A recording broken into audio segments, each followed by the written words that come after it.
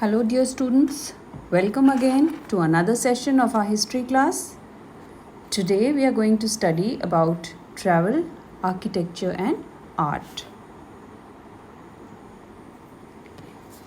Now, here we are going to study about the observations of merchants and travelers who went around and wrote their records. The term that you can see right above, Rihla. Rihla means journey or an account of journey. Basically, it's a travelogue. So, when travelers went, they wrote a record of their journey, their observations. So, that we are going to read in this session. In mathematical geography, the world was divided into 7 climes parallel with the equator. So, you must have studied about the equatorial region, the Mediterranean region. So like this, the world is divided into different types of climatic zones, different type of people living in different areas. They follow different habits, tradition, clothing. So when people move to these areas, they wrote their records. The first one that we see is Ehsan al-Taqsim. This was written by Muqaddasi. Now Ehsan here means excellent or best, and Taqsim is division, so the best divisions. Now this is a comparative study of the countries and peoples of the world. Now in this, an account of all the places that Muqaddasi visited. He gave us an insight into the people of those places, the kind of life that they were leading, their economy, and the climatic conditions of that place. The second one is Muruj al-Dhahab, meaning golden meadows. Now this was written by Masudi. This is a historical account of the beginnings of the world. It starts with Adam and Eve, the first man and woman on earth, up to the late Abbasid period, and it describes the wide variety of cultures over the years. And this is a real treasure for us to read. Then is Al-Baruni's Tehqiq Malil Hind, History of India. It's also sometimes mentioned as Kitab al-Hind. Now this was the greatest attempt by an 11th century writer to look beyond the world of Islam. And here in this record, he observed the values in another cultural tradition, and he wrote about the customs and traditions and the value system of India. By the 10th century, an Islamic world had emerged, and this world could be easily recognized by the travelers through their architecture. So when they went to a country and saw mosques, shrines, tombs, they found some very similar features in all the Islamic countries, like they saw arches, domes, minarets, open courtyards. So all this, they could understand that this is an Islamic country. These were the features of all the architecture in those countries. Specifically a mosque, the features are given here. The mosque, as you all know, is a place of worship for the Muslims. Now it had an open courtyard which was called the Sehen. Here there was a fountain or a pond. Then it had a vaulted hall, a big hall which had the dome right above it, and this hall could accommodate long lines of worshippers who would come and pray. So they used to stand in lines, and the prayer was led by the Imam. Here you can see a picture of two mosques. As I told you, the architectural features all across the world were similar in Islamic countries. So, and wherever there were followers of Islam. So here you can see the Jama Masjid of India, and on the right is the mosque from Iraq. So if you look at it, you can see arches. Both have arches.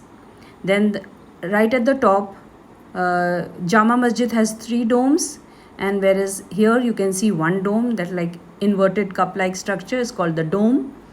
And then you can see a tower, and this tower is called the minaret.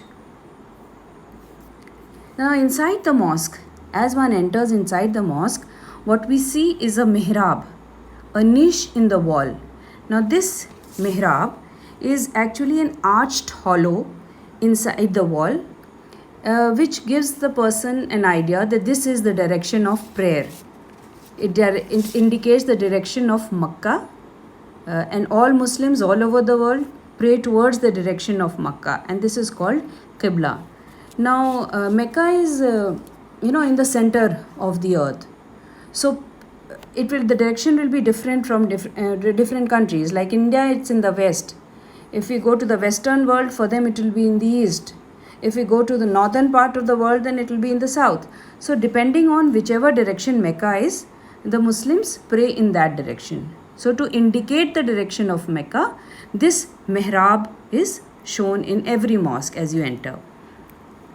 Then there is a pulpit or a minbar, which is a raised platform. There are about 5 to 7 steps, and the imam, the one who leads the prayer, climbs these steps, and from there, that is elevated platform, he will deliver his sermon during the noon prayers on Friday, when all the people gather together for a congregational prayer.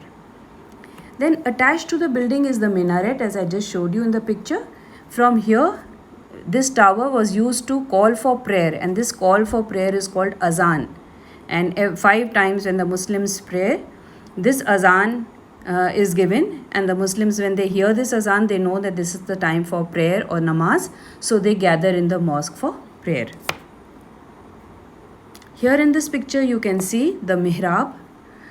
You can see this light, the entire building is in red, and this cream area here you can see this arch-like depression in the wall, and this is the mihrab, which is showing them that this is the direction they need to pray. And in the right corner you can see few steps, and this is the area of the pulpit from where the imam gives his sermon. Now we move on to Islamic art and design. All these architecture that you have seen, these buildings have been beautifully decorated with a novel kind of architecture. Now in Islam, representing living beings was forbidden. They did not draw animal figures or human beings. So they beautifully decorated these buildings with the art of calligraphy, which was called khattati, or the art of beautiful writing. When they wrote various inscriptions from the Quran on these buildings, it was called khattati. And arabesque is again a special type of design which makes use of geometric designs like star, triangle, rectangle, these kinds of shapes, and vegetal designs means flowers and leaves. Then small and big inscriptions were of religious quotations, as I just mentioned. They were used to decorate architecture. And calligraphy was also used to preserve in manuscripts of the Quran. And then plant and floral designs were based on the idea of garden, were used in buildings as well as book illustrations. So here you can see this is a portion from the building. You can all recognize it. It's the Taj Mahal. And here if you can see in black, there is calligraphy. Arabic verses are written in beautifully. They have been written down, and that's calligraphy. And then you can see this floral pattern.